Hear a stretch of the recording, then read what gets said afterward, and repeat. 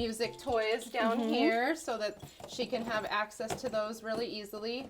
We put your scarves, and I know they love to use these, so make sure those were still out.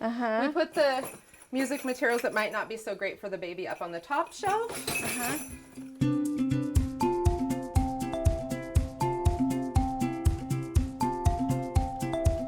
So half the day I'm down here on the floor with my babies. You have the little guy that just started crawling and the infant. and my infant. So we're down here pretty much all day.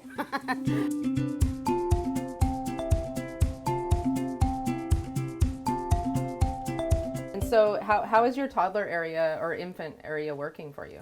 Well, it's kind of growing right now as she's growing. We'll really be keeping her in mind specifically and trying to see what we can do to make everything down low accessible and safe for her, and get some type of setup so that the older children aren't challenged by her and the younger ones. And then over here we have on the bottom the most simple fine motor materials for the young toddler who's crawling now to access, and above it is a little bit more difficult stuff for the preschoolers.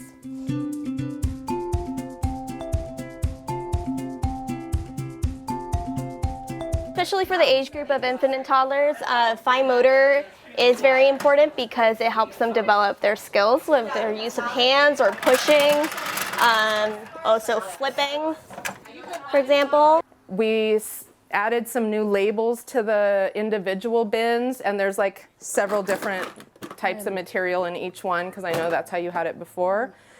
And that's about it for the infant toddler.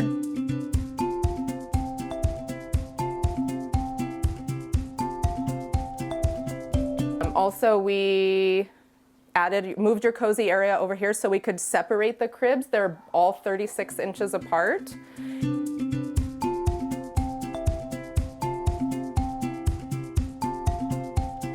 So I think we put anything chokeable in the steam area, and everything else should be okay for the infant and for the toddlers and infants to get access to.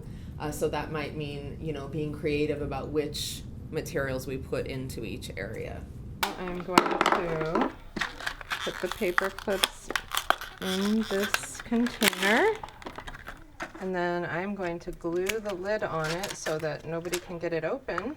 Toddler proof. So this is how we test if things can be choking hazards or not. This, you just put it in here, and if it sticks out, that means that it can't go into a toddler's mouth all the way and that they cannot choke on it.